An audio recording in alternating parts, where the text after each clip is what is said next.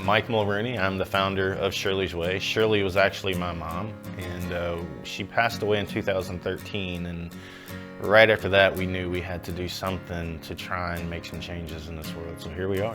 On our last few days, week or so, people would come by to visit, family and friends, and the conversation always turned to people they knew who had cancer that couldn't afford everyday basics of life. And we're talking basics: food, prescription drugs, utility bills.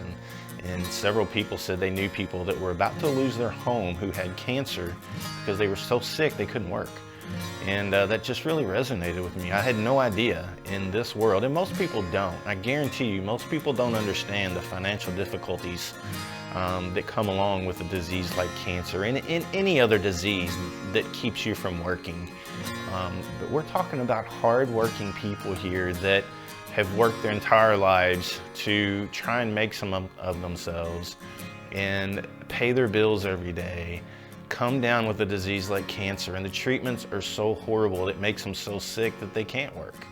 And it's not fair that people should have to lose everything they have, or sit in the dark, or make a decision between food and medication. And that's where we're at these days. People are deciding between food and medication to live. We have patients that tell us often they don't want to do this to their family, rack up tons and tons of medical bills and ruin their family because they're sick. So after Mom died, when they were wheeling her out of the house, I kissed her on the forehead and I promised her we would do something different. And I didn't know what that was going to be.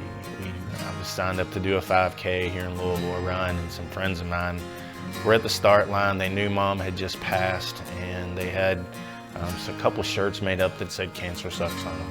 And we had a pretty emotional moment. And after the race started, I had a lot of time to think. If you've ever ran, you got a lot of time on your hands to think about things. And I just kept thinking about the stories that people were telling me.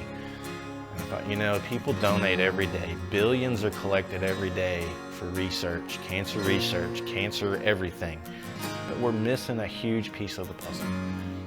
We're missing the part that is a financial struggle for people. You know, cancer not only affects you physically, it affects you financially. So I went home that day after the run and started what I thought was a nonprofit. I had no idea how to run a nonprofit. Didn't know what a 501c3 was till I went to the company that I worked for and said, "Hey, I started a nonprofit. I'd love for you to help us out." And she said, "Are you a 501c3? And I said, I don't know what that is.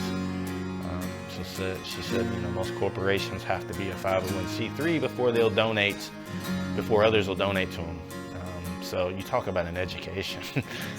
We went from not knowing what a 501c3 was to being an upcoming charity in the city of Louisville, or the state of Kentucky actually. And we've given away over $1 million to people in the form of food, rent, mortgage, utilities, things like that.